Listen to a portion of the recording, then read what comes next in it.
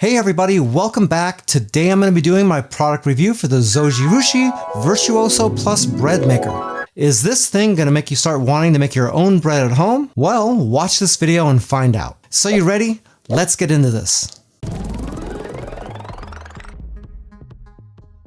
Just a quick note, my reviews are based upon the things that I think are important. That might be a little bit different for you, so what I recommend doing is after watching my video, you watch a couple of other videos made by different content creators. That way you get a wider range of likes and dislikes and testing criteria. That in turn should help you make a more informed buying decision, and that is the most important thing of all. This is the aforementioned bread maker. Not a whole lot of parts to it. Basically it's just a little oven with a flip top lid, and inside there's a little baking pan that can make up to a 2-pound loaf of bread. It's got this nice shiny stainless steel exterior to it, but that's basically just a thin stainless steel overlay over plastic body construction. As far as dimensions go, the machine is about 17.5 inches wide. Depth, if you count the hinge and the handle on the front, is right about 10 inches. And the machine does swoop down a little bit on the front, so the height from the back of the machine would be just under 13 inches tall. If you raise the lid, that's obviously going to be a little bit higher, and with that, you're talking about 19.5 inches. The baking pan locks into place with a friction-based clamp, so you gotta give it a little bit of oomph to pull it out. That's good though, because if you're mixing bread, you know you're not gonna have this thing flopping around in there too much. And each of these two kneading paddles can slide off of these spindles pretty easy. You might be thinking that's gonna be too easy because it'll come off in your bread, but those only come off if it's lined up directly across from that flat spot. If it's lined up either left or right, whereas it's got pressure on it, you can't pull that out. In a perfect world, when your bread gets finished, they will be under pressure, so they're not going to come out so easy. But I have had people mention that they do pop out once in a while into your loaf of bread. So if you get one of these machines and you're making bread, just make sure that you count 2 paddles in there after you take your bread out. The non-stick coating on this is Teflon, unfortunately. What?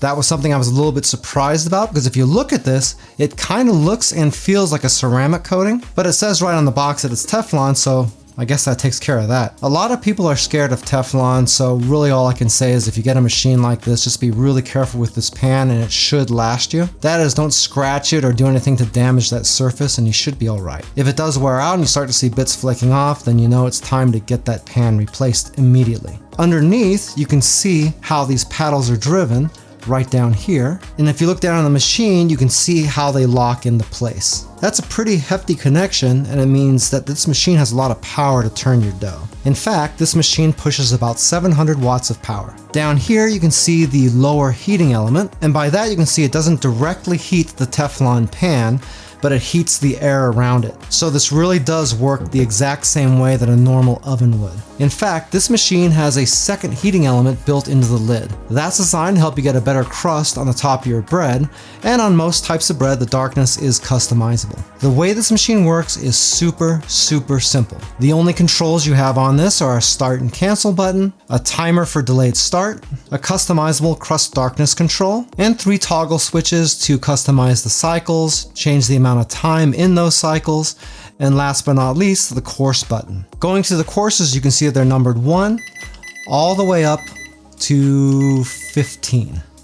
Right there. Each different course is a preset for a different type of recipe. Here is a list of the different courses available in this machine. You can see course 1 is white, then we have whole wheat, European, multigrain, gluten-free, salt-free, sugar-free, vegan, rapid white, and rapid whole wheat. Then you've got a dough setting on number 11, and then you have some other stuff down here below. You got sourdough starter, cake, and jams. There's little dots here telling you what options are available with which courses. And then over on the second page, you have a little schematic of what the machine is going to do. The first 14 are already set up for you, so basically all you got to do is put in your ingredients, select the correct course, hit the start button, and leave. Course number 15 is the homemade course, which is for a homemade recipe. You can make 3 different presets for that get saved in memory 1, memory 2, and memory 3. So if there's other ones that you want to have saved in your machine, then you're going to have to erase stuff in the memory in order to do that. I would recommend having maybe 1 and 2 on stuff that you like to do a lot, and then leaving 3 as sort of a wildcard option. When you're using the homemade course, that's where the cycle and time buttons really come into play. So for instance, I'm on memory 3, which is my 3rd homemade course. Starting with the rest setting, you can see that it's set for 0 minutes. I can maybe say that I want this to be 6 minutes or something like that.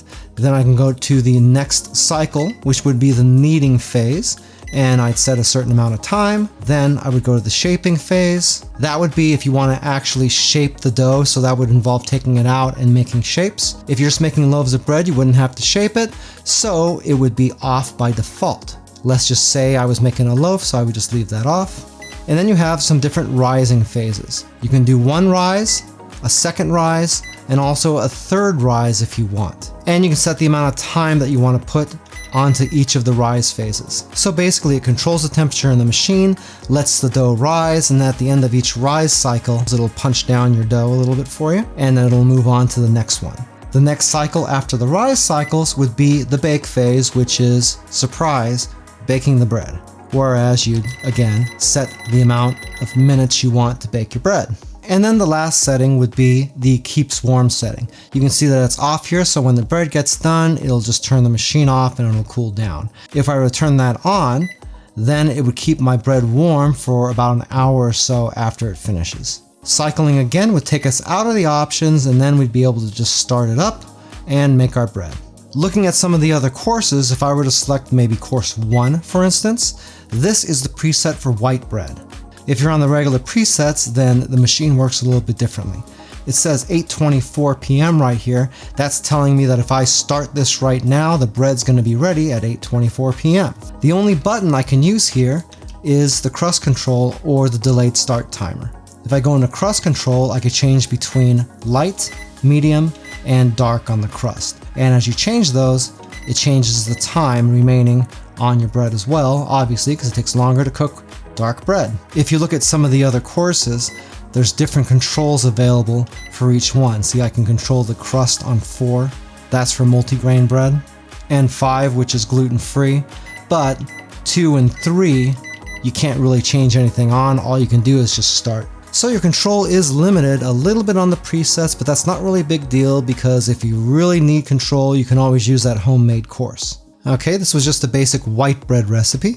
Now we'll put this into our machine very carefully, close it up, and we're just going to select white bread on here, which is course 1, and I just want a light crust, so we'll put it on light and start her up. Now it looks like it's not doing anything. We're just in the resting phase, and it's going to sit here for quite a while before it starts kneading the dough. Once it starts kneading the bread, then I'll turn on my sound meter so you can see how loud it is. Okay, it's starting to knead the dough here. I'm trying to get the camera down into this window so you can see it. So let's see if we can get a sound measurement on this. It's not very loud at all. You can probably tell that I'm not having to raise my voice or anything. But you can see that's not really loud at all. 73 decibels. Anyway, you get the idea. This will just kind of continue on its own just like this. When you reach the rise phase, then it starts looking a little bit like that. Anyway, you get the idea. You just kind of let it do its thing, and it handles everything for you.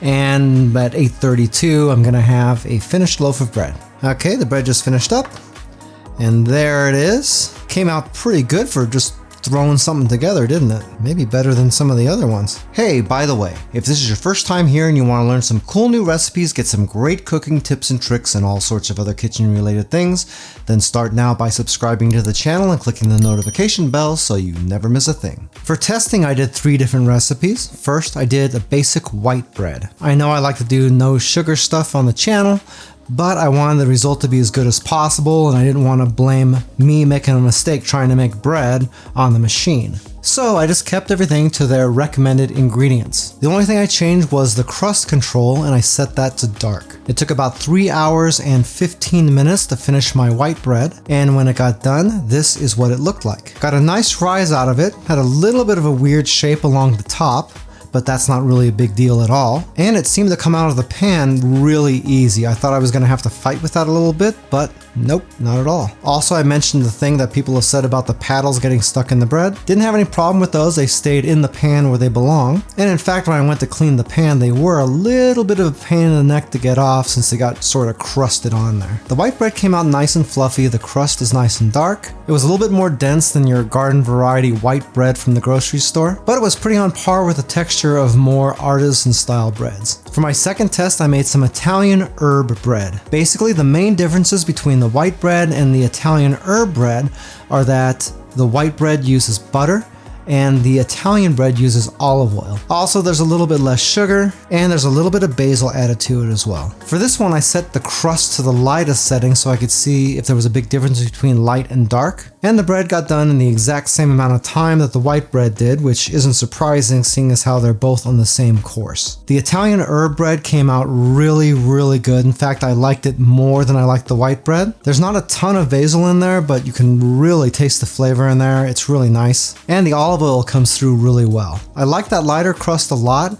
I didn't really see a major difference between the light and the dark crust though. So that was a little bit weird maybe. I expected it to be just a tad lighter. But then again, I also expected the white bread to be a tad darker. So maybe Zojirushi is being a little bit more conservative with their approach. In any case, it came out fantastic. No complaints here. For my third test, I wanted to do something a little bit different, so I went with French bread. That uses a different course on the machine, so it was a good opportunity to see what kind of differences there were. With the French bread, we're back to using dry milk, so no more olive oil, but there's only about a quarter of the amount of sugar in this, so you know I'm liking that. There's also no butter in this, and there's a little bit less yeast in it as well. What that means is we'll have less calories in the French bread also. This bread got done a little bit faster, no big deal, only about 10 minutes or so. And when you see the bread, the fact that there's not as much yeast in it is really obvious, seeing as how it only rises about half as much. Even so, it still came out of the baking pan nice and easy, and I thought the bread came out really good. On the European setting, you can't change the darkness of the crust though. But what I got, I thought was perfect anyway. To me, that was probably my favorite out of the three breads, and it came out absolutely wonderful. In my opinion, the Zojirushi Virtuoso Plus Breadmaker really is a great machine. It is pricey, but in exchange you get a lot of function, features, and a ton of convenience. Not to mention there's so little mess that by the time you get done making bread, you won't look like you work for Pablo Escobar. Haha, get it?